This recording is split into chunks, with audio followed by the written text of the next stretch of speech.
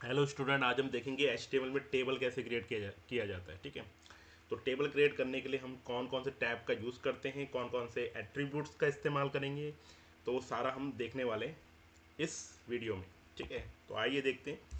तो सबसे पहले हमें क्या करना है, HTML टैब को हम लिख देते हैं, फिर उसके बाद हम बॉडी टैग लिख देते हैं, और उसके बाद हम स्टार्ट करते हैं टेबल टैग को। तो टेबल बनाने के लिए HTML में टेबल टैग का इस्तेमाल किया जाता है। इसके बाद अगर हमें कोई रो बनानी है, ठीक है, तो कोई भी टेबल में अगर रो बनानी है तो हम TR टैग का इस्तेमाल करते हैं। तो आइए देखते हैं। TR टैग लगाया पहली रो बनाने के लिए। ठीक है, आप जितनी भी रो बनाएंगे उसमें TR टैग का इस्तेमाल करना है।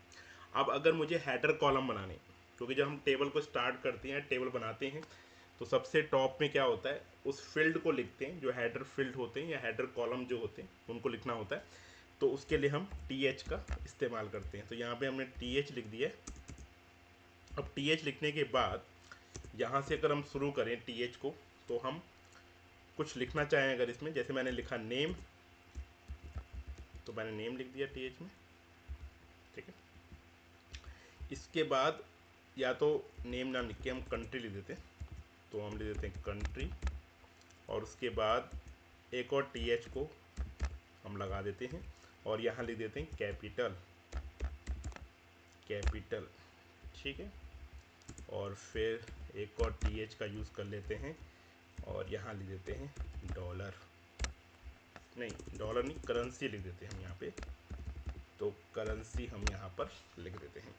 तो इस तरह से हम TH का इस्तेमाल करके टेबल हेडर रो को बना सकते हैं। तो मैं इसको सेव करता हूँ,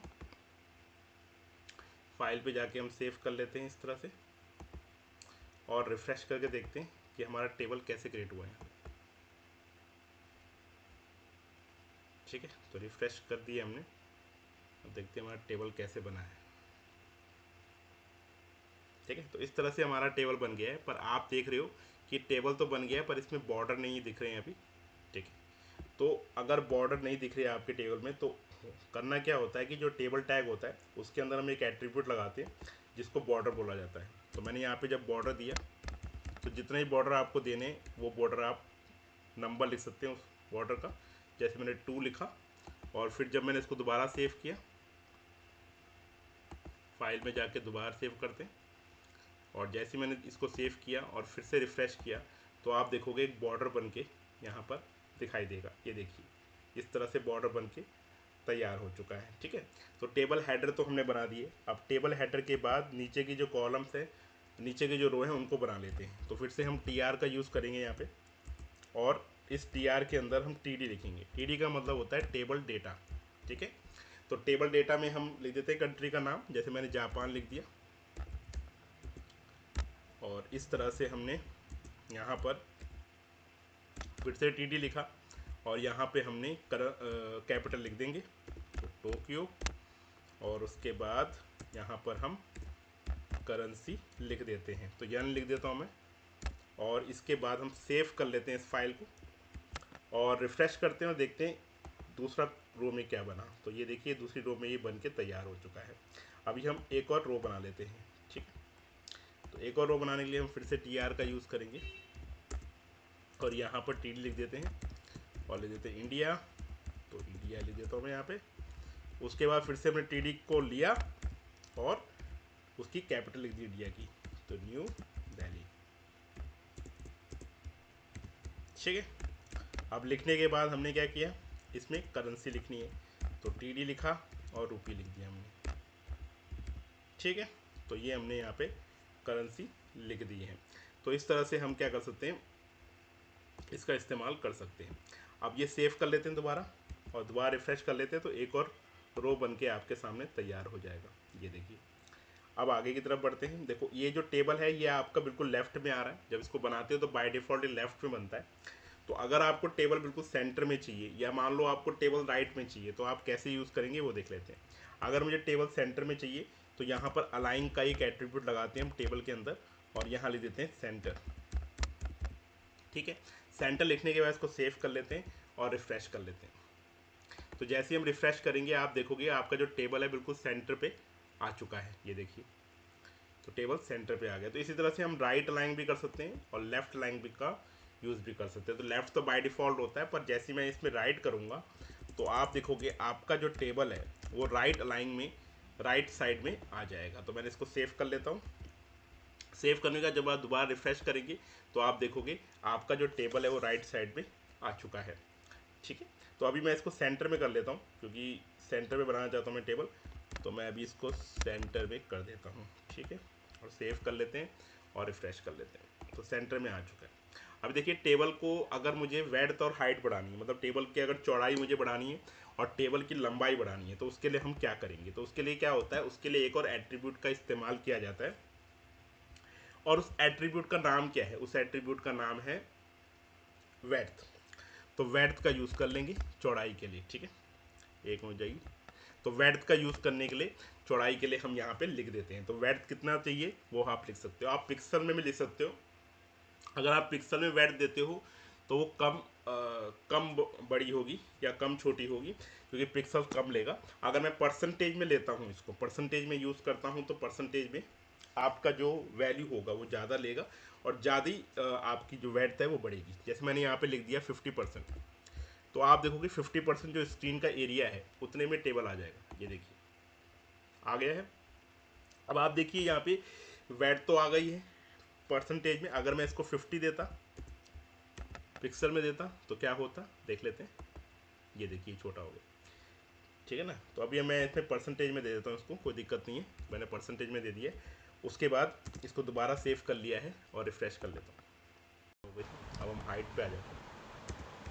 तो हाइट देने के लिए हम यहाँ पे हाइट लिख देते हैं, और जितनी हाइट देंगे उतना हाइट का यूनिट हमें लिखना पड़ेगा। जैसे मैं अगर 100 हाइट देना चाहता हूँ तो मैंने 100 लिखा, और इसको सेव करते हैं और फिर रिफ्रेश करते हैं, तो आप देखोगे हाइट अब आपकी 100 पिक्सल्स पे हो जाएगी। इसी तरह से अगर मैं हाइट को और ज़्यादा बढ़ाता हूँ, जैसे मैं 200 कर लेता हूँ, ठीक है, फिर से सेव करता हूँ और फिर हम रिफ्रेश करते हैं, तो हाइट आपकी 200 पिक्सल्स पे चली जाती है।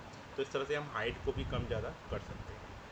दूसरी चीज़ देखते हैं कि ये जो टेबल होता है आपका, इसमें हमें बैकग्राउंड कलर करना होता है। बैकग्राउंड मतलब बैकग्राउंड पे कलर करना है, ठीक है। तो उसके लिए टेबल टैग है, जो टेबल टैग होगा उसी के अंदर जो एट्रीब्यूट होगा वो हम लगाएंगे, मतलब प्रॉपर्टी लगाएंगे, और एट्रीब्यूट का नाम है बीजी कलर।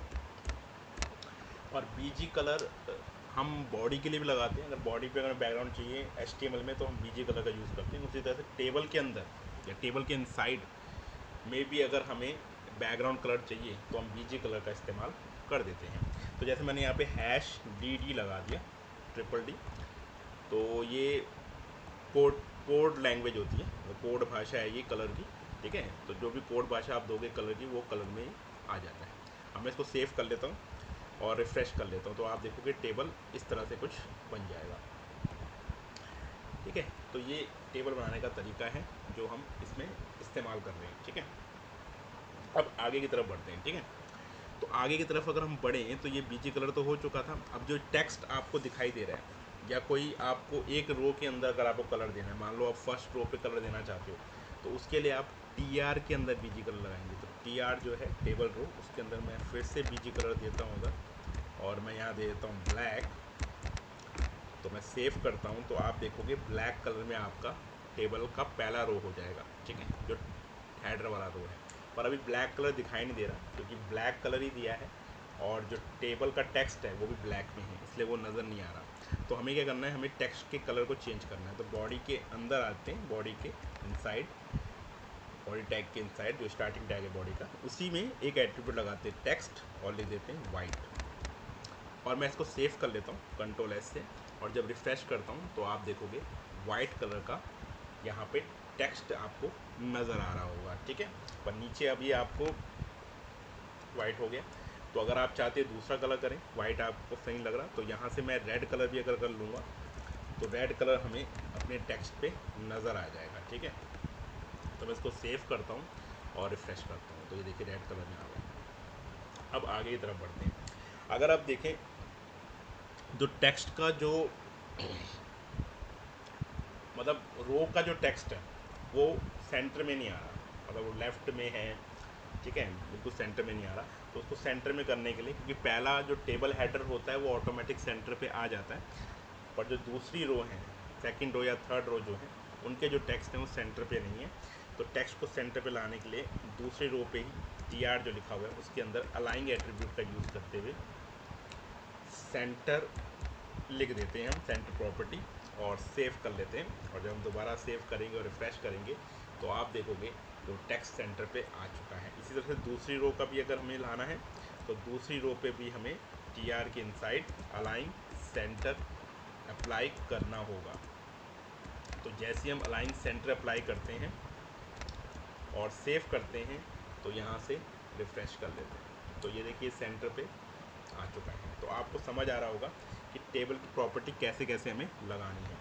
अब देखते हैं TD, जो टेबल डेटा होता है उसमें भी हम सेंटर लेफ़्ट राइट कर सकते हैं। उसमें भी अगर हमें TD के किसी टेक्स्ट को सेंटर में करना है या लेफ़्ट में करना है, एक टेक्स्ट को या दो टेक्स्ट को, तो हम TD लगाकर अलाइन करके लेफ़्ट और राइट कर सकते हैं। दूसरी चीज़, TD में बैकग्राउंड भी लगाया जा सकता है। जैसे मान लो पहला जो TR है या पहली जो रो है, पहली रो तो ऑटोमेटिक आपका कलर आ रहा है, ब्लैक कलर जो मैंने दिया था, पर किसी कॉलम में अगर कलर देना है तो TD के अंदर आपको BG कलर अप्लाई करना होगा, और यहाँ पर आपको कोई भी कलर दे दोगे वो कलर उस कॉलम पे लग जाएगा जिस कॉलम पे आपने उसको लगाया है। तो मैं इसको सेव कर लेता हूँ और रिफ़्रेश कर लेता हूँ। तो ये देखिए ये TD कॉलम लग गया इंडिया पे, ठीक है। तो एक कलर आ गया ग्रीन कलर, तो आपको दिखाई दे रहा होगा किस तरह से हमने इसको कर दिया। तो आज के वीडियो में हम इतना ही करते हैं, और अगले वीडियो में हम टेबल की और प्रॉपर्टी को पढ़ेंगे।